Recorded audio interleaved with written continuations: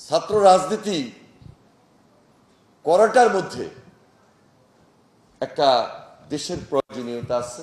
একজন রাজনীতিবিদ তিনি সকল বিষয়ে বিশেষজ্ঞ হন,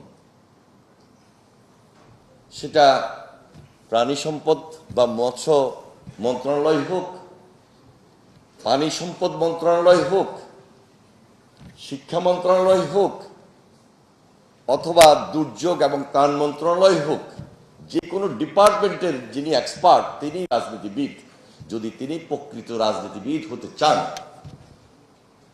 তিনি যদি প্রকৃত রাজনীতিটা করেন, আর রাজনীতি করতে গেলে তো চড়াই উতরাই বাধা বিপত্তি, এগুলা আমাদের দেশের সেই স্বাধীনতার আগে যেহেতু আমার জন্ম, স্বাধীনতার পর থেকেই আমরা এগুলা ধারাবাহিকভাবে দেখে আসছি। আজকে কিছু কিছু শিক্ষা প্রতিষ্ঠানে আমরা যখন দেখি শুনি, অথবা এর বাহিরেও রাজনীতি নিয়ে কেউ কেউ অনেক সময় মন্তব্য করার চেষ্টা করেন, করার কিছু কারণও আছে, কিন্তু এই চ্যালেঞ্জটা কিন্তু ওই শিক্ষার্থীকে ওভারকাম করেই কিন্তু রাজনীতির টেবিলে আসতে হবে।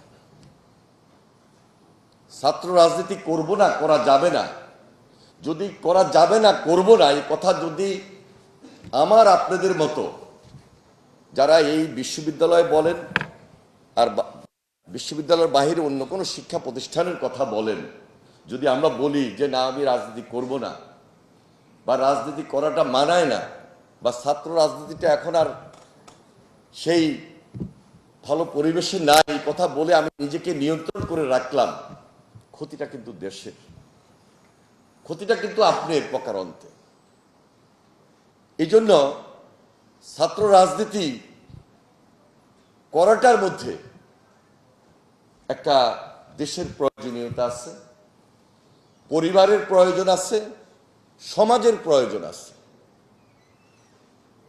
আমরা হয়তোবা অনেকেই নেতৃত্বে থাকি, সবাই তো সবসময় নেতৃত্বে থাকে না, কিন্তু হাজার হাজার লক্ষ লক্ষ ছাত্র যখন রাজনীতির মাঠে একত্রিত হয়, কোনো না কোনো সংগঠনের সঙ্গে জড়িত থাকে, এটাও কিন্তু তার ছাত্র রাজনীতির একটা পরিচিতি, যে আমি মেম্বার ছিলাম, আমি এই সাংগঠনিক তৎপরতা এই দলকে সমর্থন করেছি, এটাও কিন্তু আমি যে ছাত্র রাজনীতি করেছি তার একটা বড় পরিচয়। এই পরিচয়টা থাকা উচিত, বিশেষ করে আমাদের দেশের মতো অনুন্নয়নশীল দেশে এখনো বলবো, এখনো উন্নতর শিখরে আমরা এই বাংলাদেশকে নিয়ে যেতে পারি না। এটা হলো বাস্তবতা, পারি নাই। কেন? ওই যে হান্নান মাসুদ যে কথাগুলো তুলে ধরেছেন, যে কথাগুলো বলেছেন মাননীয় সংসদ সদস্য, এটা তো বাস্তব। যিনি ওই যে কিছু কিছু জায়গায় প্রভাব বিস্তার করেন, তিনি কিন্তু প্রকারান্তে গ্রামে গঞ্জে বিভিন্ন রাজনৈতিক দলের ব্যানার ব্যবহার করার চেষ্টা করেন। কিন্তু যখন এই যে বিশ্ববিদ্যালয় বা কলেজের শিক্ষার্থীরা খুব সচেতনমূলকভাবে একটা রাজনৈতিক অবস্থান নিজেকে নিয়ে সেখানে সম্পৃক্ত করতে পারবে, ওই খারাপ লোকটা সেখানে আজ কাজ করার সুযোগ থাকবে না। এই জন্যই বাংলাদেশের প্রত্যেকটা শিক্ষা প্রতিষ্ঠানে আমরা যারাই পড়ালেখা করি, পড়ালেখা করার ধারাবাহিকতায় ছাত্র রাজনীতি তার জন্য গুরুত্বপূর্ণ হওয়া উচিত। আপনি যখন স্কুল কলেজ জীবন শেষ করবেন, বিশ্ববিদ্যালয় জীবন যখন শেষ করবেন, এর মধ্যে কেউ চাকরিতে যাবে, কেউ শিক্ষকতায় যাবে, কেউ পেশাজীবী বিভিন্ন ধরনের সামাজিক কাজে জড়িত হবে, এবং একটা অংশ ওইখান থেকে বাছাই হয়ে যার যার অবস্থানে যখন চলে যাবে, আরেকটা অংশ কিন্তু রাজনীতি তো আসবে, রাজনৈতিক আশাবাড়ি রাজনৈতিক নেতৃত্বে আসে।